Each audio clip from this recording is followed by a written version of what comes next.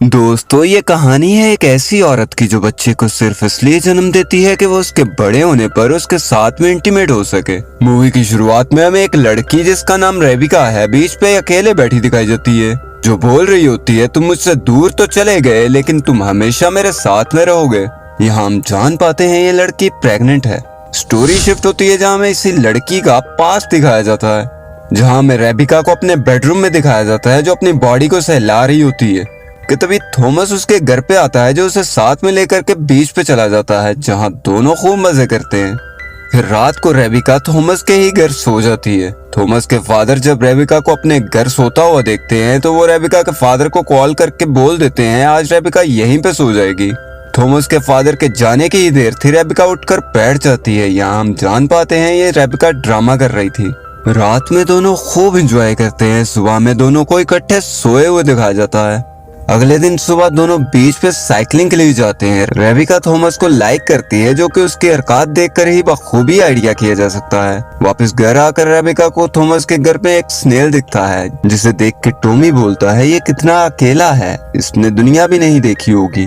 तभी रेबिका बताती है मैं कल यहाँ से जा रही हूँ, मेरी मॉम की जापान में जॉब लगी है। रेबिका उठकर जाने लगती है, तभी हमारे इमरान हाशमी उठकर उसके पीछे जाते हैं और उसे पकड़ के किस कर लेता है। रेबिका बिना कुछ कहे वहाँ से चली जाती है। इसके बाद हमें रेबिका को नहाते हुए दिखाया जाता है, जहाँ उसे थॉमस का कॉल आता है जिसे वो बताती है आज शाम 5 बजे हम लोग जा रहे हैं, तुम मुझसे मिलने जरूर आना, मैं तुम्हारा वेट करूंगी। इतने में नेटवर्क प्रॉब्लम की वजह से कॉल कट जाता है। शाम को रेबिका अपने ग्रैंडफादर के साथ टॉमी का इंतजार करते दिखाई जाती है पर वो नहीं आता।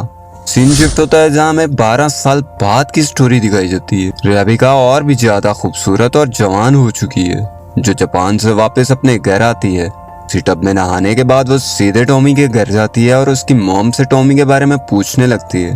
पता चलता है थॉमस अब उनके साथ नहीं रहता। वो उसका ड्रेस लेकर उससे मिलने जाती है, जहाँ उसे एक लड़की जिसका नाम रोज है बेड पे लेटी दिखती है। वो उसे देख ही रही होती है, तभी पीछे से आवाज आती है तुम कौन हो, जो कि थॉमस ही होता है। दोनों देखते ही एक दूसरे को पहचान लेते हैं। इसके बाद उन्हें बातें करते दिखाया जाता है, जहाँ रोज भी बैठी थी जो उनकी अटैचमेंट देखकर वहां से चले जाने में बेहतरी समझती है। कुछ देर बाद रेबिका भी वहां से उठकर चली जाती है। अगले दिन टॉमी को रेबिका के घर के बाहर उसका वेट करते दिखाया जाता है। इतने में रेबिका भी आ जाती है और दोनों बीच पर चले जाते हैं, जहाँ रेबिका पूछती है रोज तुम्हारी गर्लफ्रेंड है, जिस पे थॉमस हंसते हुए जवाब देता है मैं तो ठीक से उसे जानता भी नहीं, वो मेरी रूममेट है। इसके बाद वो कपड़े उतार के बचपन की तरह समुद्र में नहाने के लिए चला जाता है। शाम को दोनों जब डिनर कर रहे होते हैं, टॉमी रेबिका को बचपन वाला स्नेल दिखाता है जिसे उसने आज तक संभाल के रखा है। बातों बातों में दोनों रोमांटिक हो जाते हैं और किस करने लगते हैं। पी एंडिंग ना, पिक्चर तो अभी बाकी है मेरे दोस्त। इसके बाद दोनों को एक रूम में दिखाया जाता है, जहाँ थॉमस बता रहा है मैं 2 दिनों के लिए कहीं जा रहा हूँ।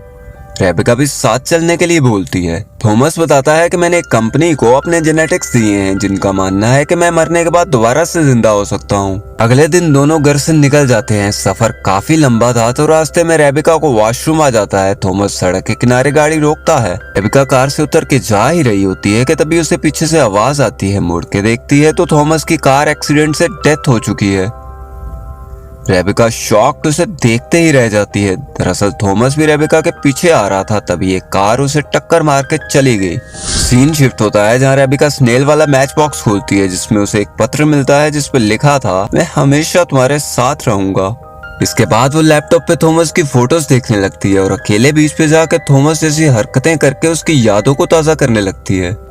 आगे हमें थॉमस के माता पिता रेबिका के घर पे दिखते हैं, जिन्हें रेबिका जेनेटिक लैब के बारे में बताती है कि किस तरह थॉमस का क्लोन बना करके उसे दोबारा से जिंदा किया जा सकता है। अगले सीन में रेबिका हमें उसी क्लोन लैब में दिखती है, जहाँ क्लोन बनाने के लिए नर्स उसके वजाइना में उसके जेनेटिक इंजेक्ट कर देती है। इसके बाद हमें रेबिका को प्रेग्नेंट दिखाया जाता है, जो बेबी की खूब केयर कर रही है, जो उसे हमेशा थॉमस के पास होने का एहसास दिलाता है। ऑपरेशन के बाद एक क्यूट सा बेबी जन्म लेता है जो उसे अपनी जान से भी प्यारा है। वक्त गुजरने के साथ साथ थॉमस अब बड़ा होने लगा था। दोनों में एक दूसरे के लिए फिजिकल अट्रैक्शन थी। ये कनेक्शन इसलिए भी था क्योंकि क्लोन का डीएनए भी तो थॉमस का ही डीएनए था। थॉमस छोटा ही था, फिर भी उसके टच करने पर रेबिका उसकी तरफ अट्रैक्ट होने से खुद को रोक नहीं पाती। क्लोन थॉमस का बर्ताव भी ठीक असली थॉमस जैसा ही था। वो भी छोटी एज में ही एक गर्लफ्रेंड बना के घर ले आता है। जिसपे उस लड़की की मदर रेबिका को वार्न करती है कि वो अपने क्लोन बेबी को हमारे बच्चों से दूर ही रखे। नेक्स्ट डे थॉमस का बर्थडे था, जिसपे उसके सभी फ्रेंड्स इनवाइटेड थे, लेकिन बर्थडे पे कोई नहीं आता। ऐसे ही वक्त बीतता चला जाता है। लिटिल थॉमस अब जवान हो चुका है, जो दिखने में भी बिल्कुल थॉमस जैसा ही है, जो अपनी गर्लफ्रेंड के साथ सोया दिखाया जाता है। तभी रेबिका उनके लिए ब्रेकफास्ट लेकर के आती है। रेबिका अब अकेली पड़ चुकी है, क्योंकि थॉमस जवान होकर के सारा वक्त अपनी गर्लफ्रेंड के साथ में बिताने लगा है। कहीं ना कहीं रेबिका को थॉमस की गर्लफ्रेंड से जलन होती थी, क्योंकि थॉमस आखिर था तो उसी का लवर। एक दिन रेबिका गर्लफ्रेंड को बाहर देखकर अंदर थॉमस के पास चली जाती है, उसके ऊपर ब्लैंकेट देती है और उसके साथ में लेट जाती है। थॉमस उसे अपनी गर्लफ्रेंड समझकर लिपटने लगता है। कुछ ही देर में उसे पता चल जाता है कि ये उसकी गर्लफ्रेंड नहीं रेबिका है, जो कि सोने की एक्टिंग करने लगती है। वो उठता है और कपड़े पहनने लगता है। तभी उसकी गर्लफ्रेंड वहां आ जाती है और दोनों मदहोशी में किस करने लगते हैं। रेबिका, जो कि सोने की एक्टिंग कर रही थी, वो सब ये अपनी आंखों से देख रही होती है। गर्लफ्रेंड यहीं पे इंटीमेट होने लगती है, जिसपे थॉमस उसे रोक देता है और दूसरे रूम में ले जाता है। नेक्स्ट डे रेबिका को बीच पे बैठे दिखाया जाता है, जहां थॉमस अपनी गर्लफ्रेंड के साथ आता है और रेबिका की शर्ट में घुसकर उसे गुदगुदी करने लगता है। पहले तो रेबिका उसे मना करती है, लेकिन फिर एंजॉय करने लगी थी, जिसे देख थॉमस की गर्लफ्रेंड समझ जाती है ये कोई मदर और सन वाला प्यार नहीं।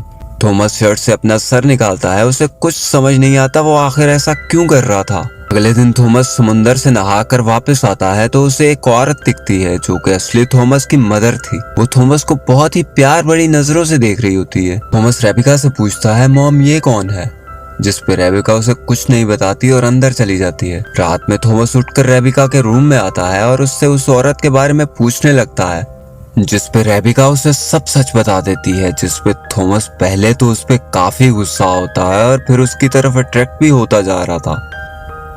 बाद में वो रेबिका को पकड़ के इंटीमेट होने लगता है। फाइनली दोनों इंटीमेट हो ही जाते हैं, जिसे रेबिका तो बहुत ही ज्यादा एंजॉय कर रही थी। आखिर उसके बरसों की मेहनत रंग ले आई थी। अब लास्ट में दिखाया जाता है थॉमस अपना बैग पैक करता है और वहां से हमेशा हमेशा के लिए चला जाता है। ये रिश्ता क्या कहलाता है? कमेंट सेक्शन में हमें जरूर बताइएगा। बूम। और इसी के साथ मूवी खत्म होती है।